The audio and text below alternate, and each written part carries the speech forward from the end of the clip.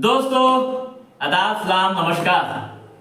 आज के एपिसोड में हम बात करेंगे केंद्रीय मंत्री व लोक जनशक्ति पार्टी रामविलास के राष्ट्रीय अध्यक्ष चिराग पासवान के बारे में। दोस्तों, चिराग पासवान की सांसदी को लेकर दिल्ली हाई कोर्ट में चुनौती दी गई है, जिसको ले सियासी गलियारों से लेकर आम व खास के बीच कई तरह की चर्चाएं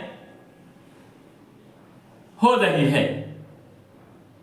उनकी सांसदी रहेगी या जाएगी, इसको ले भी कई तरह के राजनीतिक सवाल भी अलग अलग तरीके से उठाए जा रहे हैं।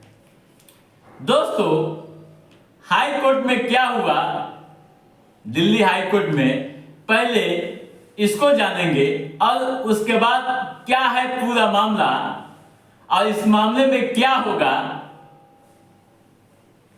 तमाम तरह की जानकारियां हासिल करने की कोशिश करेंगे। पहले दिल्ली हाई कोर्ट ने क्या कहा, यह जानना जरूरी है।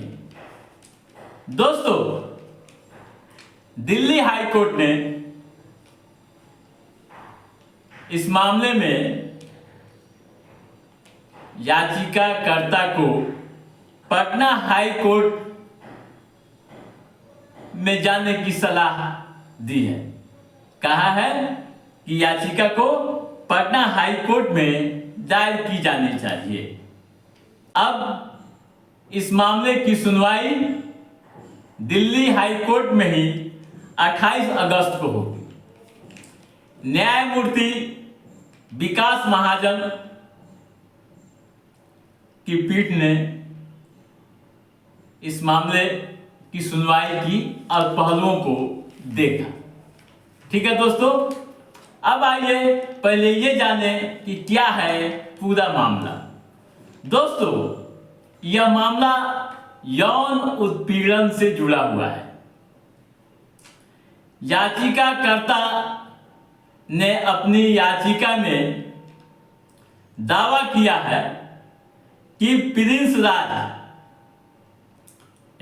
राज चिराग पासवान के चचेरे भाई हुए, आप समझ लीजिए। तो उसने दावा किया है कि प्रिंस राज व उसके सहयोगियों ने उसका यौन शोषण किया, यौन उत्पीड़न किया, जिसमें चिराग पासवान भी शामिल थे। लोकसभा चुनाव में नामांकन के दौरान आपराधिक पृष्ठभूमि का खुलासा चिराग ने नहीं किया था, जिसको ले यह मामला चल रहा है। दोस्तों, यह मामला 2021 का है। याचिका में कहा गया है कि कथित यौन उत्पीड़न के संबंध में 2021 में ही दिल्ली में प्राथमिकी दर्ज की गई थी। याचिका में यह भी कहा गया है कि आपराधिक मामले के संबंध में झूठा हल्फनामा दाखिल करना या फिर हल्फनामे में कोई जानकारी छिपाना जनप्रतिनिधित्व अधिनियम की धारा 125A का उल्लंघन है और इसके लिए 6 महीने की सजा हो सकती है। दोस्तों, वहीं चुनाव आयोग के वकील ने क्या कहा, इसको भी आप जान लीजिए। चुनाव आयोग के वकील सिद्धांत कुमार ने कहा कि जन प्रतिनिधित्व अधिनियम के तहत चुनाव याचिका का यहाँ विचारणीय नहीं है, क्योंकि चुनाव बिहार में हुआ था। चुनाव बिहार में हुआ था, यानी बिहार का मामला हाजीपुर लोकसभा का।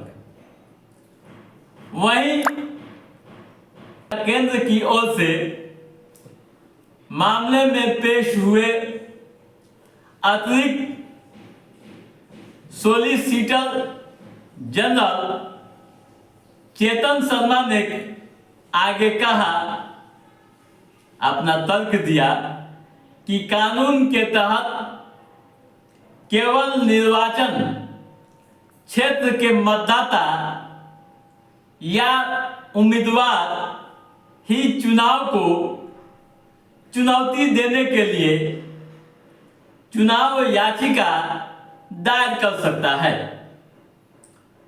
और याचिकाकर्ता दोनों में से किसी भी श्रेणी में नहीं है। यानी कहने का मतलब यह है कि याचिकाकर्ता न तो हाजीपुर का मतदाता है और न ही उस लोकसभा क्षेत्र का प्रत्याशी है। आगे उन्होंने कहा कि अधिनियम स्पष्ट है कि उसका अधिकार क्षेत्र सवालों के घेरे में है।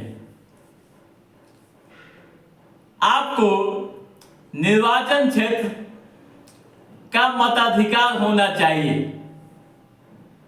यानी याचिकाकर्ता का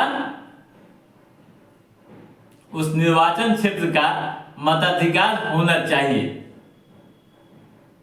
यानी मतदाता होना चाहिए या उम्मीदवार होना चाहिए। योग्यता बाद में आएगी, पहले याचिकाकर्ता को बाधा पार करनी होगी। इसके बाद याचिकाकर्ता के वकील अगली सुनवाई पर याचिका पर विचार करने के लिए हाई कोर्ट के अधिकार क्षेत्र के मुद्दे पर चर्चा करने के लिए समय मांगा। ठीक है दोस्तों, अगली सुनवाई जैसा कि मैंने पहले ही बताया कि 28 अगस्त को होनी है। 28 अगस्त को कोर्ट क्या करता है, क्या आदेश व निर्देश जारी करता है, यह देखने वाला होगा और पूरे देश की निगाहें कोर्ट पर टिकी रहेंगी। तो दोस्तों, आज के इस एपिसोड में बस इतना ही। हमारा यह एपिसोड कैसा लगा आप लाइक और कमेंट करके हमें जरूर बताइएगा। यदि आपने हमारे चैनल को सब्सक्राइब नहीं किया है तो सब्सक्राइब भी कीजिएगा, ताकि इस तरह की महत्वपूर्ण गतिविधियों संबंधित जो भी अप टू डेट है उसे हम समय समय पर आपके बीच पहुंचाते रहेंगे। तब तक आप अपने दोस्त को दीजिए इजाजत। नमस्कार।